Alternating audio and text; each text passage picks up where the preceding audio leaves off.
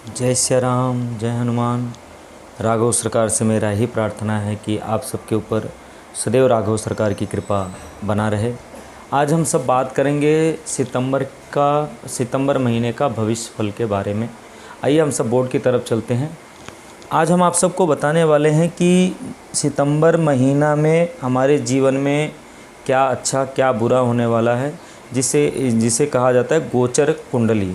गोचर कुंडली का मतलब होता है कि महीने में हमारे जीवन में महीने में क्या क्या होने वाला है, उसके बारे में हम जानते हैं। आइए हम सबसे पहले यहाँ पर बनाए हैं मेष लग्न की कुंडली है। तो ये मेष लग्न की कुंडली है और कहा जाता है कि जिनके कुंडली में जहाँ पर चंद्रमा लिखा हो, चाहे 1 नंबर पर या तो 2 नंबर पर, 3 नंबर पर, 4 नंबर पर, 5 नंबर पर, जहाँ पर चंद्रमा लिखा हो जिस राशि में, वही राशि व्यक्ति का जन्म राशि होता है। जैसे अभी मैंने यहाँ पर लिखा है तो इस व्यक्ति का मेष राशि है। अगर चंद्रमा यहाँ पर लिख दें 12 नंबर की राशि पर, इसको मीन राशि कहेंगे। अगर चंद्रमा यहाँ पर होगा तो यहाँ पर कुंभ राशि कहा जाएगा। अगर 10 नंबर जो अंक लिखा है मकर राशि होता है। अगर यहाँ पर चंद्रमा रहेगा तो मतलब आपकी कुंडली में, तो वो राशि आपकी होगी। उस राशि के आधार पर ये फलादेश किया जा रहा है। तो सबसे पहले हम यहाँ पर बात करने वाले हैं मेष राशि के बारे में। मेष राशि वाले व्यक्तियों के महीने में क्या क्या अच्छा और क्या क्या बुरा होने वाला है, उसके बारे में हम पहले जानकारी प्राप्त करते हैं। तो हमने यहाँ पर राहु लिखा है और यहाँ पर सूर्य, मंगल, बुध, शुक्र, केतु, शनि, गुरु। तो ये हमारे महीने में क्या क्या अच्छा क्या क्या बुरा फल देने वाले हैं, उसके बारे में जानते हैं। तो सबसे पहले हम राहु से ही लेते हैं। तो राहु हमारा दूसरे घर पर बैठा है। तो राहु अगर दूसरे घर पर बैठा है, तो अगर राहु दूसरे घर पर बैठा है तो फिजूल खर्च को बढ़ाता है। और जो थोड़े बहुत बैंक बैलेंस अगर रहेंगे तो उसको अनानास फिजूल खर्चे में करा देता है। जैसे स्वास्थ्य संबंधित हो या कोई कार्य ऐसा आ जाएगा अचानक कि जिसमें आपका धन खर्च हो सकता है। और राहु का मैंने जो दृष्टि होती है, यहाँ पर हमने लिखा है सारी दृष्टियाँ। तो 5वीं दृष्टि अगर हम देखेंगे तो 1, 2, 3, 4, 5, 5वीं दृष्टि रोग स्थान पर दृष्टि डाल रहा है। तो रोग स्थान पर दृष्टि डालने का कारण हो गया कि यहाँ पर रोग को कहीं ना कहीं बढ़ावा दे सकता है। तो जिससे हमारे स्वास्थ्य से संबंधित एसिडिटी हो या कब्ज की शिकायत बना सकता है, या कमजोरी आ सकता है, या चक्कर भी आ सकता है, घबराहट भी हो सकता है। 5वीं दृष्टि राहु रोग स्थान पर देख रहा है। और यहाँ पर बुध और शुक्र बैठे हैं, जिनसे स्वास्थ्य से संबंधित कहीं ना कहीं चक्कर आना, घबराहट, बेचैनी होना। अब हम यहाँ पर देखेंगे 7वीं दृष्टि राहु का कहाँ पड़ रहा है। तो 1, 2, 3, 4, 5, 6, 7, 7वीं दृष्टि पड़ रही है 8वें घर पर। राहु केतु आमने सामने हैं।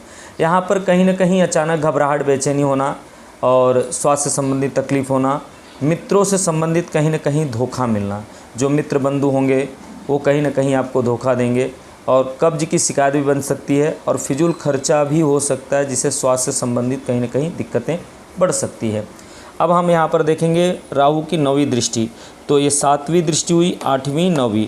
तो राहु की दृष्टि शनि पर जा रही है। और तो शनि के ऊपर दृष्टि पड़ने की वजह से क्या होता है कि कर्म क्षेत्र में जो आप कार्य करते हैं, व्यापार करते हैं, या पिता से संबंधित कहीं ना कहीं छोटी छोटी बातों को लेकर के मनमुटाव हो सकता है, तनी तना हो सकता है, दूरियां बन सकती हैं। और कर्म के क्षेत्र पर कहीं ना कहीं आपकी निराशा भी हो सकता है, कहीं ना कहीं आपके काम में काफ़ी रुकावटें भी आ सकती हैं। हमने आपको राहु के फलादेश के बारे में बता दिया। अब हम बात करेंगे सूर्य और मंगल की। तो सूर्य मंगल जो है 5वें घर पर बैठे हैं। तो यहाँ पर आत्मविश्वास और कॉन्फिडेंस बहुत बढ़ाएंगे आपको शिक्षा की तरफ, क्योंकि इनकी 7वीं दृष्टि कहाँ जा रही सूर्य की, 1, 2, 3, 4, 5, 6, 7, 7वीं दृष्टि जा रही है 11वें घर पर। तो आपके जो कार्य कहीं ना कहीं रुके होंगे तो वो कार्य पूरे होंगे। और कहीं ना कहीं आप अगर इंटरव्यू देने जा रहे हैं या शिक्षा को ही ग्रहण करने जा रहे हैं, अभी तक आपके पढ़ाई में जो दिल दिमाग नहीं लग रहा था, अब वो कहीं ना कहीं आपको कॉन्फिडेंस बढ़ेगा और आप उस शिक्षा को ग्रहण कर सकते हैं।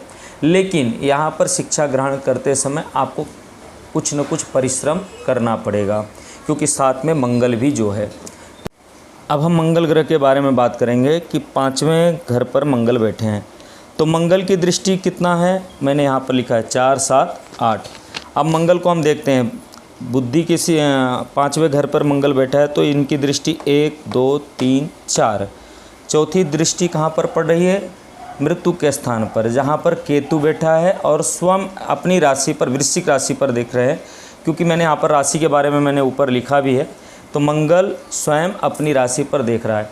यहाँ पर कहने का मतलब ये होता है कि अगर वो रोग स्थान पर कोई ग्रह बैठा हो, अगर उसका खुद का क्यों ना घर हो, वहाँ पर रोग को बढ़ावा करता है। और एक तो साथ में यहाँ पर केतु भी बैठा है, तो केतु के ऊपर दृष्टि पड़ने की वजह से यहाँ पर क्या, एसिडिटी, कब्ज, जलन और वाणी में दोष होना और बोलते बोलते हकला जाना, जिसे कहते हैं वाणी बार बार सूखते रहेगा।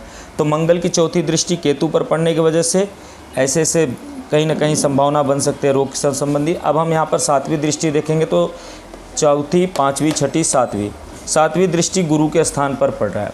तो गुरु के स्थान पर पड़ने की वजह से क्या हो गया कि यहाँ पर आपके कार्य में कहीं ना कहीं नीरसता आएगी, क्योंकि गुरु कुंभ राशि पर बैठे हैं, इसलिए कहीं ना कहीं आपके काम बनते बनते आपके कार्य को रुकावट, जो काम हमारा 10 दिन में होना चाहिए वो काम आपका 15 दिन में होगा, और कहीं ना कहीं चिड़चिड़ापन भी बन सकता है। और जितना आपकी मन में विचार या सोच चल रहा है कि मेरा ये मनोकामना पूरा हो जावे तो अच्छी बात है, वहाँ पर कार्य को विलंब से मतलब कार्य होगा, और जिसकी वजह से आपको चिड़चिड़ापन भी आएगा, क्रोध भी अनायास आएगा।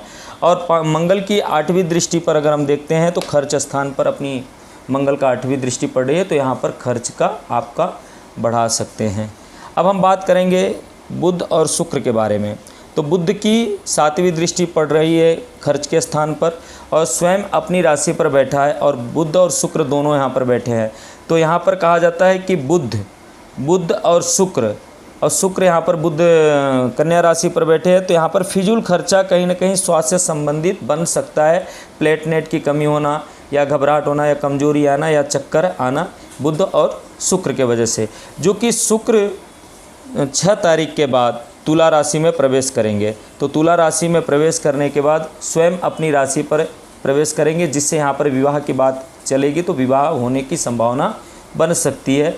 और यहाँ पर गुरु की भी दृष्टि 7वीं दृष्टि यहाँ पर 9वीं दृष्टि 1 2 3 4 5 6 7 8 9 9वीं दृष्टि 7वें घर पर पड़ रही है, जिससे यहाँ पर विवाह का योग भी बन सकता है, रोजगार में वृद्धि भी हो सकती है।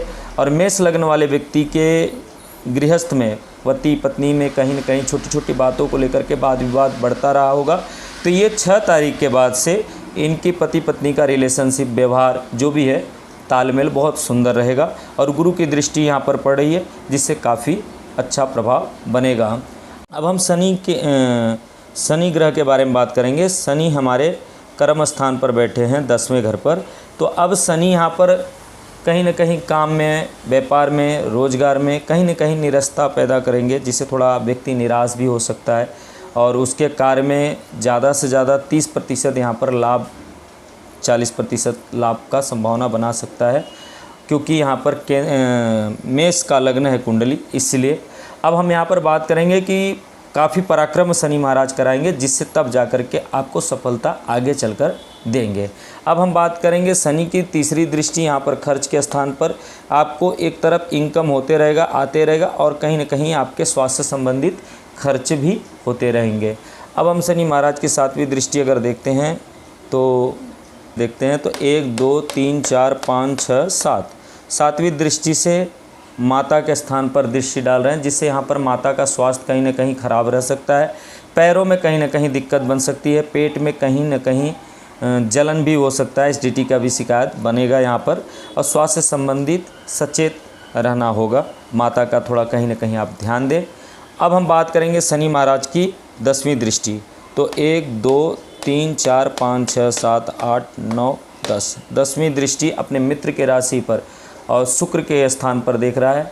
तो यहाँ पर कहीं ना कहीं आपको पति पत्नी का थोड़ा से मनमुटाव और मिठास दोनों ला सकता है, और रोजगार के स्थान पर, व्यापार में कहीं ना कहीं वृद्धि भी शनि महाराज करा सकते हैं। अब हम यहाँ पर उपाय के बारे में बात करेंगे कि राहु और केतु का अगर हो सके तो आप जप कर ले, या भगवान शिव जी की और या तो माँ सरस्वती जी की, गणेश जी की उपासना करें, या तो फिर राहु के वस्तु को दान करें और केतु की वस्तु को दान करें, जिससे आपके स्वास्थ्य से संबंधित कोई दिक्कत ज़्यादा ना आवे। हम अपनी वाणी को विराम देते हैं। जय सिया राम, शुभ रात्रि। और ये सितंबर महीने का मैंने आप सबको भविष्य फल बताया और मेष लग्न वालों के लिए